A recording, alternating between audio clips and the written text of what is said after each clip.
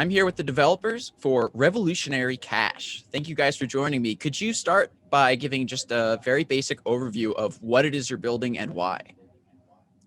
Sure. Well, so we're calling Revolutionary.Cash replatforming the deplatformed and the unplatformable, but that's a mouthful. So more it's like just permissionless, uncensorable invoicing and money requests and transfers and setups for creators. So for people who are, we've been thinking about this for a year, but the past couple of weeks have really shown the need for something that's easy to use, that people who need to be able to use, financial setup. So for creators, people who are depending on money transfers going back and forth, that they can have something that they can't be deplatformed from. And so something that's permissionless, but doesn't have any single points of failure, such as a website or using traditional payment processors. And Bitcoin Cash provides the technical substrate to be able to have a system like that that lets people with Revolutionary Cash to set up something like a recurring payment in an easy to use manner. We're aiming from all the way from political dissidents who have almost no access, but also having the system be able to scale all the way up to traditional businesses that are just, they're just using existing invoicing systems on the legacy financial substrate. But my goodness, they're paying huge fees. And the delay. Yeah, it can take weeks to get payments to go through. We're trying to, build a product that can help really the whole spectrum. And the Revolutionary Cash idea, you could go all the way from handing out a flyer at, say at a protest or maybe at a convention or something like that, that would have a QR code and say, hey, support me for $5 a month, just scan this, all the way up to, somebody who's using like a Shopify or something like that, where they just want to be able to easily take, set up they're selling a service with something like that, or with a WooCommerce or something along those lines. And they just want to be able to set up a, send me $10 a month or something like that. More traditional financial systems. So we're sort of going middle of the road with building a simple protocol, but riding on the Bitcoin Cash network. So it's easy for the traditional finance sector to understand the mechanisms. Very straightforward two-way protocol, but also having the ability to operate completely off the web. So just pure blockchain, wherever you can get an internet connection, you can get a Tor connection. If you can put a transaction on the network, then you can put your transaction on, and the person who you're interoperating with can put their transaction on, and wherever they are, that's fine. And they don't have to have a single point of failure with, say, a traditional web host or something that can be easily shut down. All the way from pure censorship resistance to just pure better money on the other end. Efficiency. If you can make payments faster, reduce float time, reduce the amount of time that your money is held up in transit, you're making an economic improvement because the transactions are more efficient. Sure. So we can address both the personal political freedom aspect, as well as, just really improving the state of the financial system and showing, how much more efficient, the 21st century's version of money is going to be than the 20th century's version of money. Running the whole gamut, doing it with a fairly simple, efficient, easy to understand protocol. And, right now we're working on the protocol layer, making sure that everything is really, at least in this version, able to represent the most common types of transactions. And so invoices is sort of, if you think of an invoice, like when you order something online, you get an invoice, like that's sort of how most people think of it. But really thinking as an invoice as Crammed into 220 bytes. yeah, right. So it's stuck into an op return, and but really thinking of an invoice as a contract or a way to like set up a payment plan or negotiation or agreement between two parties on a blockchain. So that's sort of the there's for instance on back in the old days, people set up BIP 70 to do, well, how do we do an invoice? Well, we'll go out to a web server and do it, because my goodness, we couldn't afford to do this on the BTC blockchain, right? But so you can't spend $3 to send somebody an invoice and then spend $3 to pay them. That's crazy, right? So they do BIP 70, right? But then BIP 70 is on a web server, and you can just take that down. It's not a blockchain. You go outside.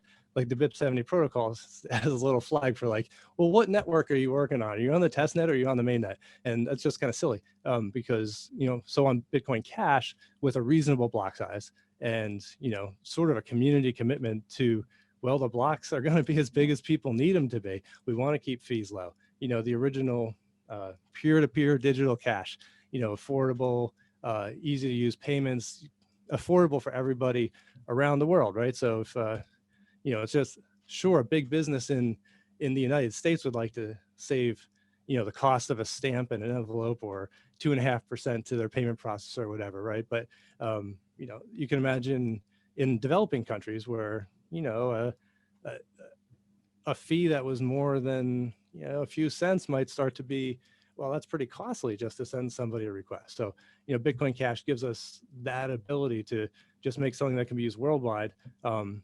And then, so right now we're developing that protocol. And then what we're looking to do through the hackathon, it's given us an opportunity to dedicate some time to this, leveraging the community that you guys have put together through the hackathon. So we're still hammering out the exact protocol spec today. Tomorrow we're going to be more into the nuts and bolts of the development. And so we're sort of moving incrementally in that direction. And geez, I lost my place. And so that's right. Maybe this would be a good Well, point to transition to what tools you guys are currently using. So yeah, what have you, and you said you haven't really dived into it yet. Well, but thanks to us joining this community and reading the resources that you guys have been putting up for the CoinParty, we found the wallet template from Carol from Poland, I believe. And so we're very interested in that. The plugin template, yeah. Plugin template, yeah. Yeah, so we're using that. Just use right now we're using a lot of the online documentation. Documentation.cash has been helpful. It's because we're basically we want this to be as cheap as possible for people who are using it. So really trying to stuff everything into a single transaction is the goal. And 220 bytes is kind of tight, but really using doing some efficient bit packing, not using any more bits than are necessary for it's like we were just discussing.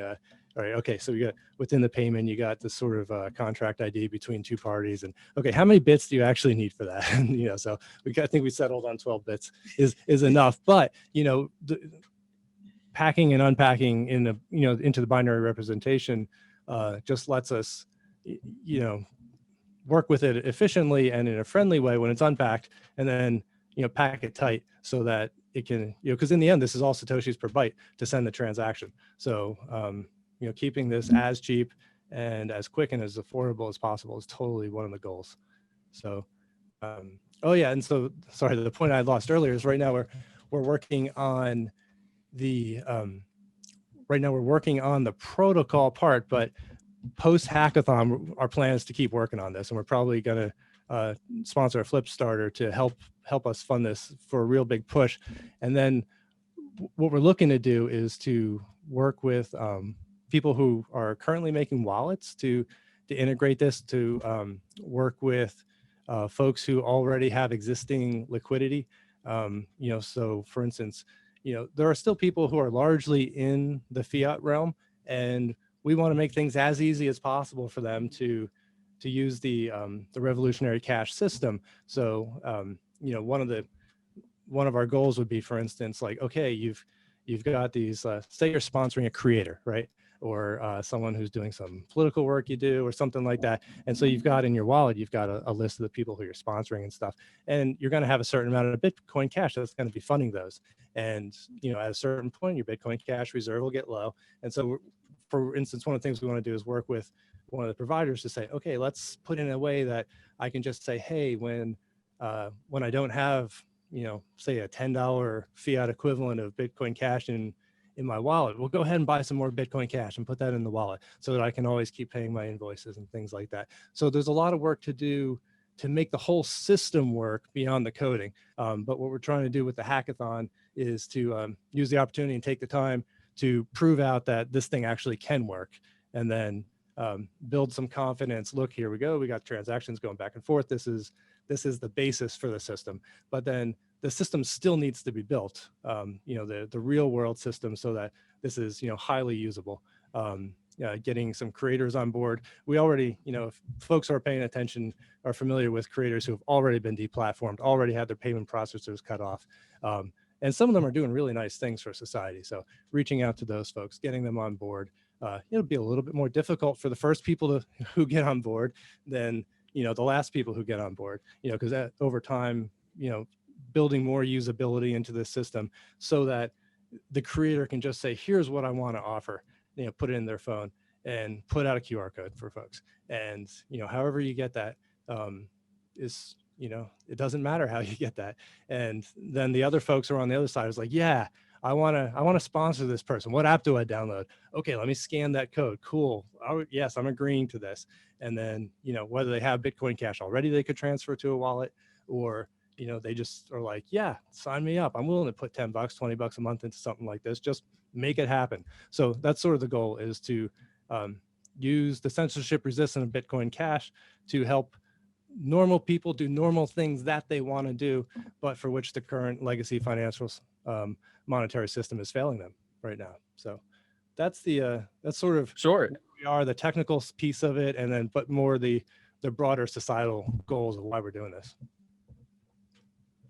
I think that demonstrates your understanding of the actual benefits of the technology. You mentioned it being useful for censorship resistance, but also just efficiency. And, you're appealing to, probably anyway, two very different groups in even totally different ways. And I think that those are both some of the most fundamental benefits to using cryptocurrency, Bitcoin Cash specifically. So congrats on recognizing that and then taking it on. I mean, any solution that's going to work is not going to just work for one narrow audience. It's going to, just like Bitcoin itself is, it can work for, everybody in society. And, so this layer of how do you, we've seen for years, it's like, okay, how do I do recurring payments? And like, there are a few different methods for doing that. Ours is more aimed at kind of a real simple model. But just, okay, how do I talk to the average programmer at an average shop and say, yeah, we're going to add a Bitcoin Cash payment option. Here's a simple protocol to do that. And, so working for that side of society, working for some of the more radicals, it's any good solution is going to work for everybody, because it's just money. Money doesn't have a bias. Money helps people, express their sentiments about value across the society.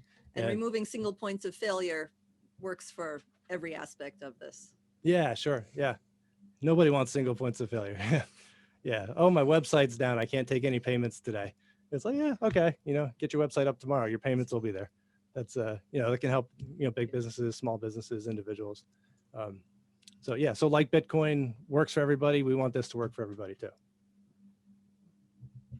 Well, great. Yeah. Thanks so much for taking time away from the hackathon to talk about your project. I'm excited to see how it turns out.